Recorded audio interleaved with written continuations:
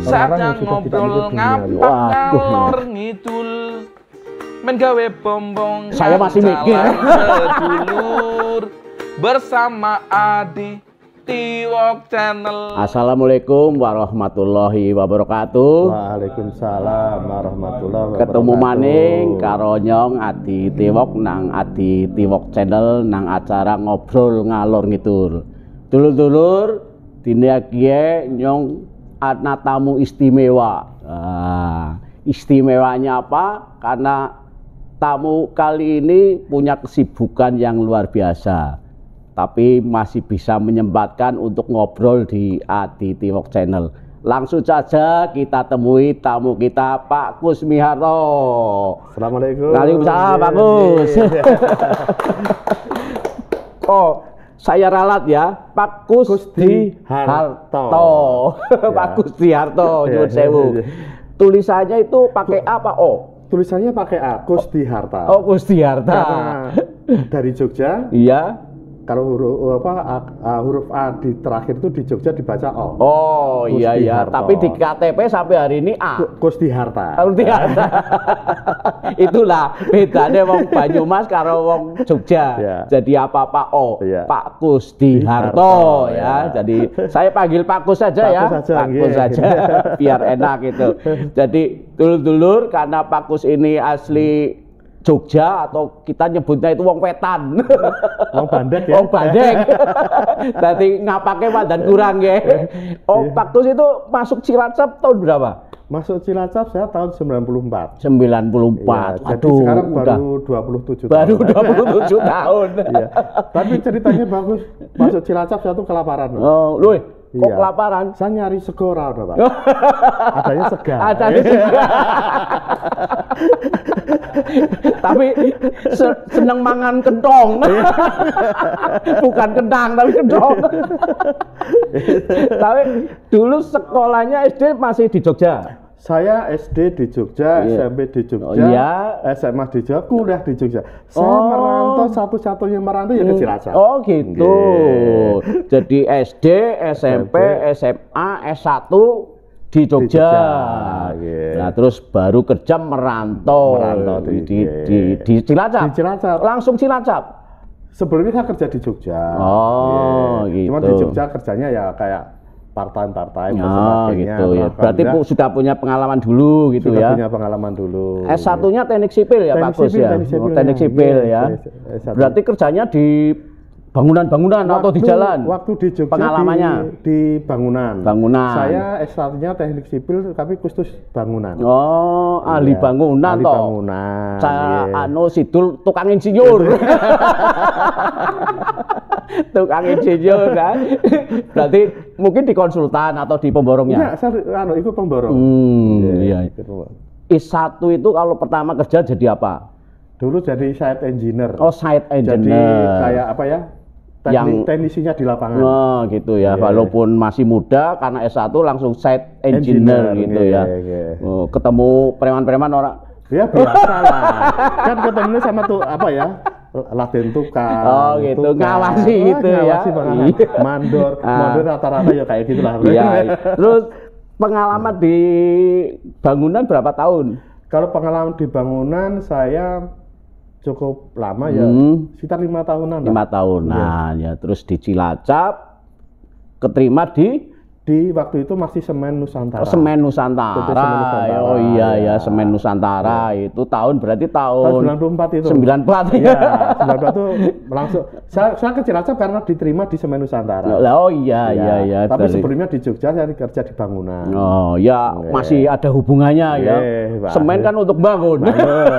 Tapi yang paling mengesankan bagi saya, Pak, saya dulu itu terus terang ya, kalau sekolah itu dengan kereta pemuat semennya Semen Iya, Nusantara iya, itu iya. benci, Pak. Oh. Karena pasti begitu masuk tetek kereta, aduh kesetop, Oh, karena kereta lewat. gitu ya. Jadi milih semen apa sih? Ya. Nggak taunya kerja di Semen Nusantara. Mulanya tadi wong kuwi aja terlalu sengit ya. Malah sengit dulit. Iya, jadi apa-apa angger sengit banget malah kepikir. Iya. Ya, jadi kok takdir malah mempertemukan yang dibenci. Jabatannya apa Pak Kus di Semen Nusantara? Saya waktu di Semen Nusantara pertama kali ya masih di civil engineer. Oh, civil engineer jadi ya. masih di bagian bangunan. Terus awal pertama saya ditempatkan di waktu itu karena Semen Nusantara waktu itu masih proses pembangunan. Oh, kebetulan jadi, ya, bukan buat proyek, bukan jadi di anunya ya, produk semennya bukan. Oh iya. Produk semennya cuma waktu itu magang kira-kira 4 bulan. 3 bulan magang, terus beberapa bulan masih di bagian mekanik. Nah, terus mau mulai pembangunan pabrik yang baru, yang sekarang PT Semen Holcim itu bangunan itu, saya alhamdulillah tuh dari nol sampai selesai. Inilah hasil kaya Pak Gus. Pak Gus itu nama berganti-ganti itu Pak Gus ngalami berapa kali ganti? Ya. Pertama Semen Nusantara, terus PT Semen Cibinong. Oh, pernah Cibinong. Terus PT Holcim Indonesia. Terus PT Lafarge Holcim. Lafarge Holcim. Nah, terus sekarang PT Solusi Bangun Indonesia. SBI 5 ya, ngalami itu. Dan pekerjaannya pun saya pindah-pindah. Orang masyarakat umum itu pada bertanya itu namanya kok ganti itu latar belakangnya apa? Yang kok ganti-ganti nama padahal pabriknya siji. Jadi dulu itu waktu itu sebenarnya awalnya pabrik semen PT Semen Nusantara itu namanya awalnya waktu masih PMA itu namanya Onoda Semen. Jadi sahamnya milik Onoda. Oh gitu. Dan Gunung Adirjaya. Nah, setelah itu karena waktu itu kan peraturan pemerintah kan cuma 15 tahun.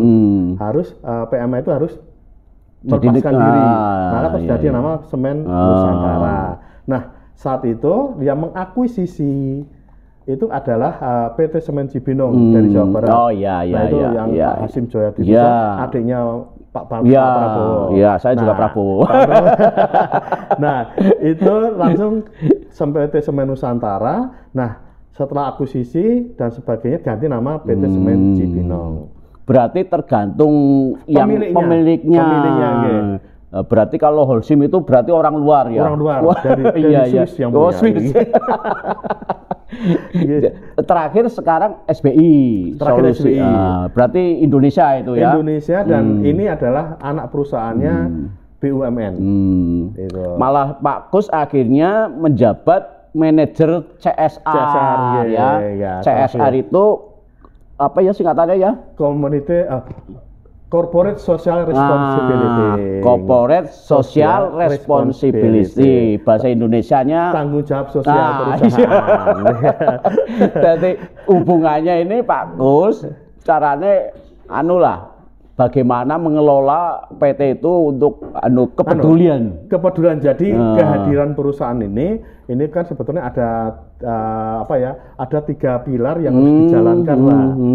Pilar pertama itu adalah tentang bagaimana perusahaan itu pilar ekonomi namanya. Pilar ekonomi. Profit. Perusahaan itu ya pasti di ada keuntungan. Angger orang profit orang gajian. Yang kedua, pilar lingkungan. Namanya planet. Apa? Planet. Jadi planet itu tentang lingkungan. Nah, jadi tidak boleh mencemari. Silahkan perusahaan golek untung sak akeh, tapi aja lali lho, lingkungan kudu dijaga. Oh iya. Nah itu. Nah, lingkungan dijaga, keuntungan juga tinggi. Aja lali kowe ndek masyarakat sekitar. Nah, kowe kudu juga bisa mensejahterakan masyarakat sekitar. Iya. Nah, 3P.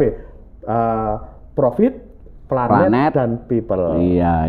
Gitu. Jadi karena jadi manajer CSR ini kayaknya Pak Kus paling dikenal di lingkungan.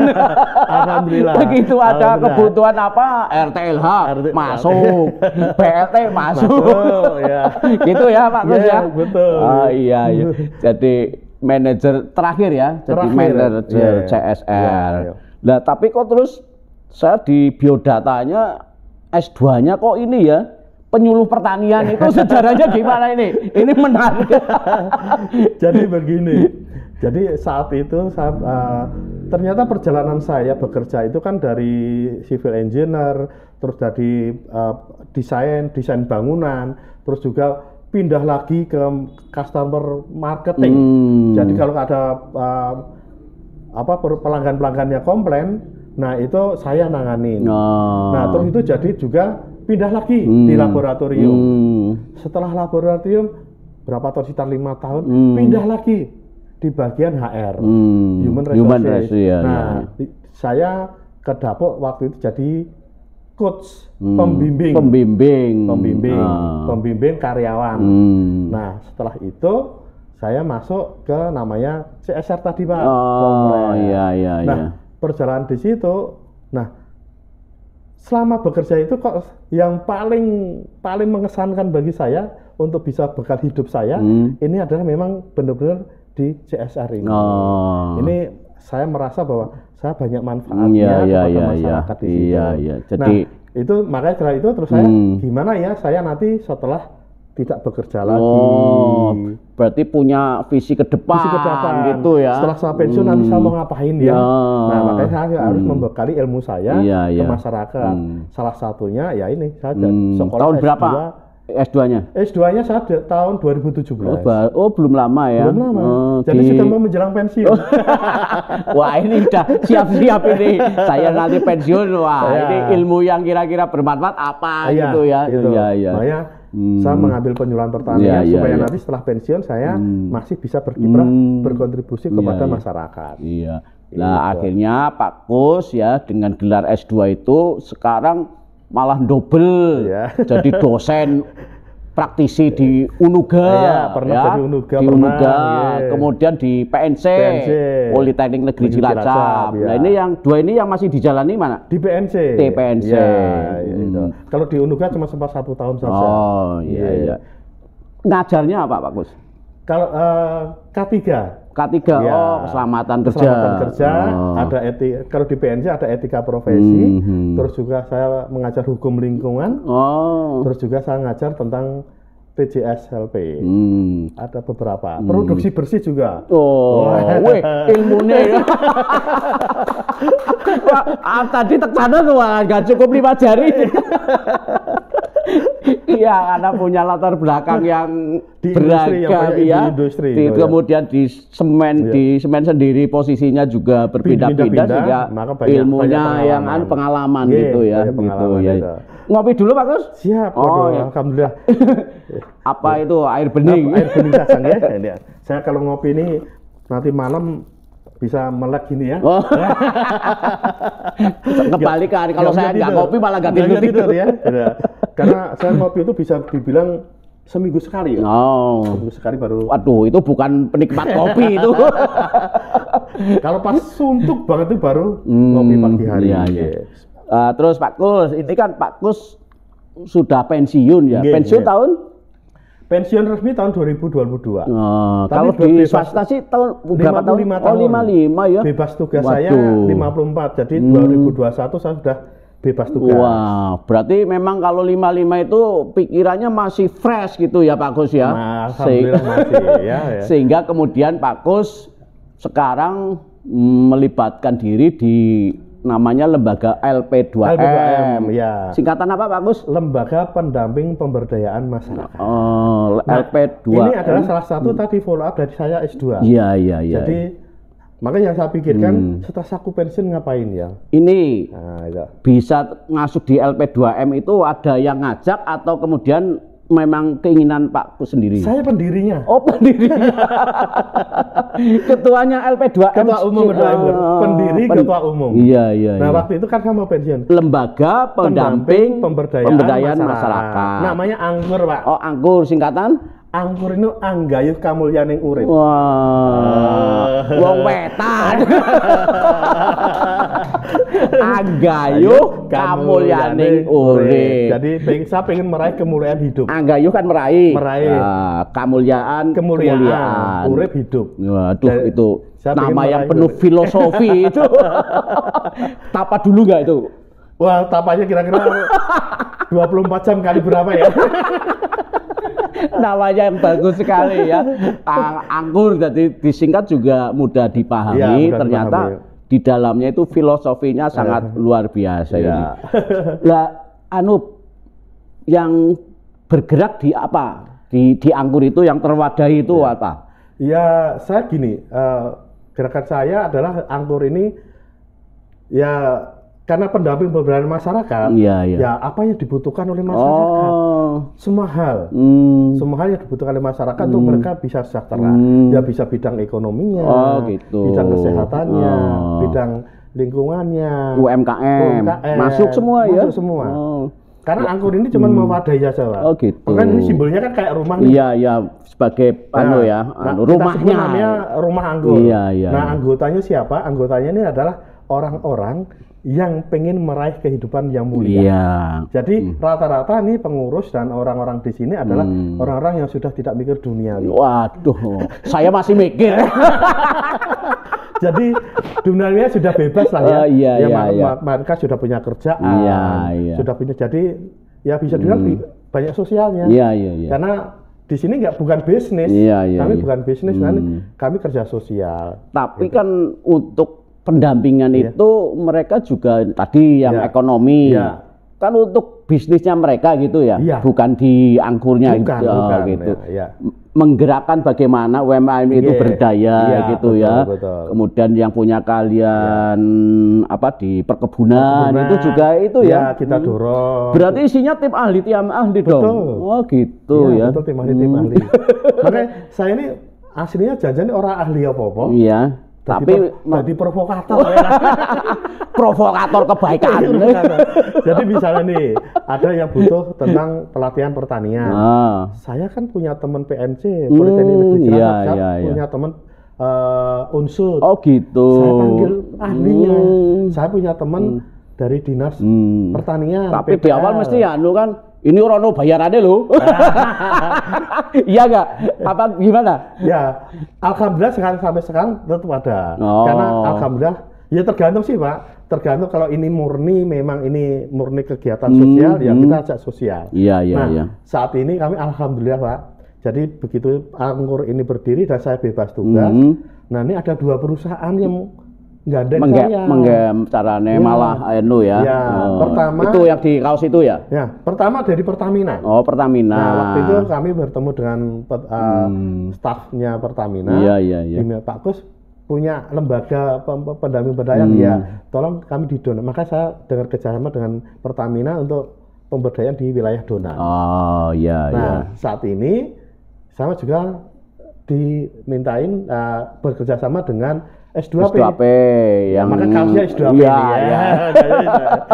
Nah, karena itu ya di S2P kan yang PLTU itu ya. PLTU Jadi masih di lingkungan masing-masing pabrik itu desa. ya. Ada di Desa Selarang, Menganti dan Karangkandri. Gitu. Nah, kalau dengan perusahaan ini narasumbernya juga ada sedikit lah uang saku. Gitu lah. Tapi oke ya. Tapi jadi bintang tamu saya gratis loh ini. Gratis. Karena saya niatnya memang gratis. Kalau saya niat memang gratis. Jadi kalau saya beberapa wilayah karena saya senang dan sebagainya, gratis. Iya. Kayak kemarin ketemu Pak Tekno, ya saya bin Pak Kus, tolong deh. Soal ke saya dibimbing apa? Ya saya gratis. Gitu. Termasuk karena Pak Kus selama ini menanam kebaikan gitu. Jadi relasinya ya percaya dengan Pak Kus gitu ya. Banyak percaya. Jadi itu yang harus kita pertahankan itu. Integritasnya itu memang harus kita pertahankan. Iya. Jadi begitu perusahaan diajak Pak Kus. Lah dari 1,5 tahun angkur ini yang paling sudah kelihatan berhasil apa? Baru kelihatan maksudnya makanya kan baru 1,5 tahun. Ya, sebenarnya hampir semua wilayah sudah kelihatan. Contoh kecil kami bermitra dengan Pertamina. Nah, kami di wilayah Donan RW 14 itu membuat namanya bank sampah. Bank sampah sekarang sudah juga berjalan cukup bagus. Namanya Gempit Pah di sana itu. Nah, ini sudah bank sampah juga sudah berjalan terus. Juga di sana juga ada kelompok wanita tani. Nah, kelompok wanita tani ini sudah membuat produk-produk. Ada jus sayah Wah, baru dengar kan? Jus saya? Jus Saya bukan syariah. bukan saya. Apa itu? Apa? Sayur dan buah. Weh. Saya sayur. Ada manisan cabai. Iya. Ada bonsai. Nah, itu produk-produknya di sana. Iya. Ini sudah nampak dan sudah pernah dipasarkan. Iya.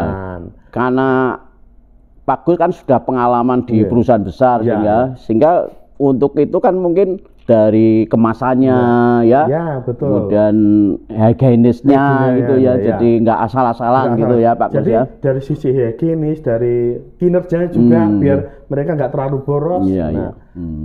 Dan itu tadi di Pertamina ya dengan S2P ini cukup bagus. Ya, kalau yang S2P apa? Nah, S2P itu kami sekarang dengan desa Menganti, khususnya Dusun Nusa Indah itu yang sekarang nampak banget itu adalah tentang kampung sayur. Oh, kampung sayur. Iya. Jadi di sana di Nusa Indah itu di sana memang tanahnya subur, potensinya luar biasa bagus.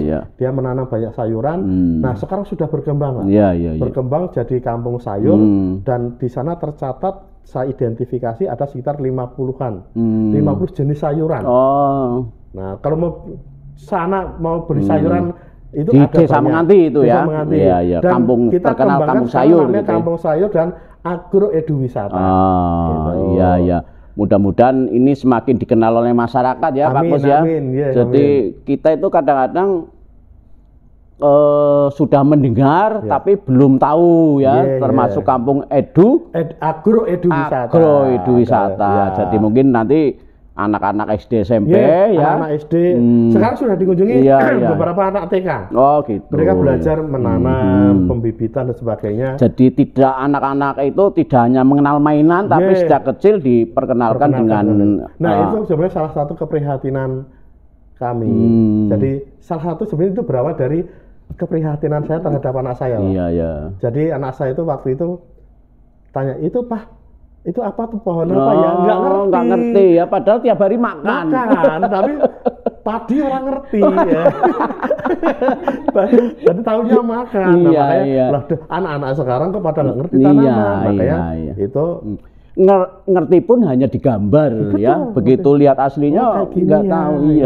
Makanya saya pingin salah satunya kenapa saya agroeduwisata itu biar anak-anak sekarang ini mengenal. Betul Pak Gus. Jadi menarik sekali nih. Mudah-mudahan semakin banyak para penggiat-penggiat di masyarakat yang mendapat pendampingan dari LP2M Angkur, pimpinan Pak Kusdiharto.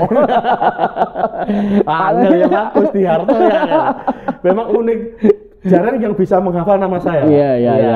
Ya karena saya baru juga jadi agak retret-retret. Terima kasih Pak Gus. Ini obrolan singkatnya, sangat menginspirasi ya, walaupun dari perusahaan besar. Semen di Cilacap, walaupun tadi 5 ganti nama, tapi Pak Gus punya pikiran ke depan setelah pensiun ya, kemudian mendirikan LP2M sebagai pendamping pemberdayaan masyarakat. Tujuannya adalah seperti ini tadi. Anggayuk kamu laying urip. Terima kasih Pak Gus. Semoga tambah sukses. Amin.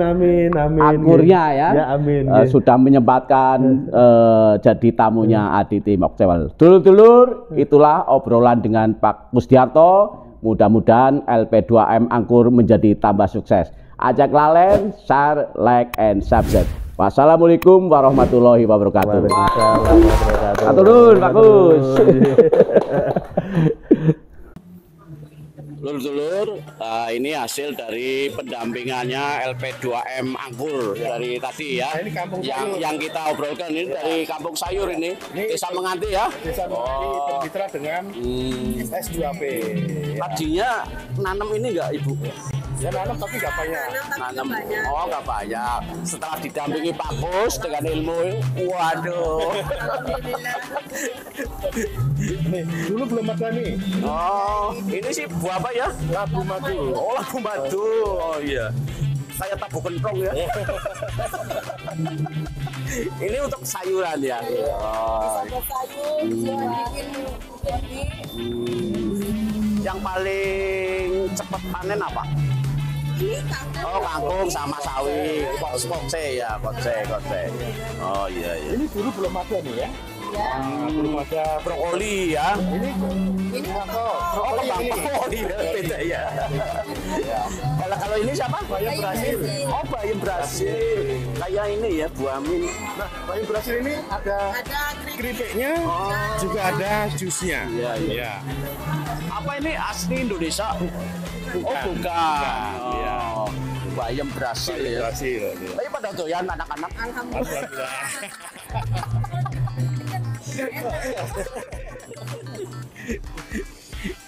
Ya kalau ini capek biasa ya. Biasa. Nah kalau yang ini produk-produk. Ini UKM juga. Oh. Nah, ini anunya, jusnya. Hmm. Ini jusnya, ini jusnya. Oh ini yang jus apa tadi sayur dan buah. Ya. Oh. Jusnya. Ya. Ini sayur sayur dan buah ya. Ya, Kalau buahnya nanas. hijau apa? Sayurnya apa ini? Bayam Brasil. Bayam Oh, Brasil. bayam dari bayam Iya, Brasilnya iya. itu. Buahnya dari Ini. nanas. Ini. Tapi harus dipromosikan terus Iya. ya. Ini UKM kami ya produknya sudah. Oh pernah, iya. Ini ada macam-macam nih. Kalau ini yang dari desa Karangkandri. Oh iya. Ada keripik, kentang dan sebagainya. Yang ini yang keripik Ya, ini Nusa Indah, ini Karangkandri. dari bayam Brasil ya. Ya, bayam Brasil. Iya. Ini flightnya mana nih flightnya? Nah, ini bisa dikunjungi ya, di flightnya Agro Wisatanya. Oke. Ya. Ini dulur-dulur bok pada maring agrowisata. Desa Mengati ya. Ngane anggar pas panen ya. Panen terus ya? Oh panen terus. Panen terus, Oh, setiap hari iya, pada iya. panen. Iya. Hebat kan? Oh, Pak. Setiap hari ada aja. Musim terang kayak gini juga musim kemarau. Alhamdulillah. Oh, iya. Ya pakai bor itu ya. Pakai bor. Oh iya. Terima kasih Pak Kus ya, tambah sukses ya. Kampung Agro Wisata. Wisata. Kasih Pak Kus. Saatnya ngobrol ngapak ngalor ngidul, men gawe bombong kancalan sedulur, bersama Adi Tiwok Channel ya asik. Wih.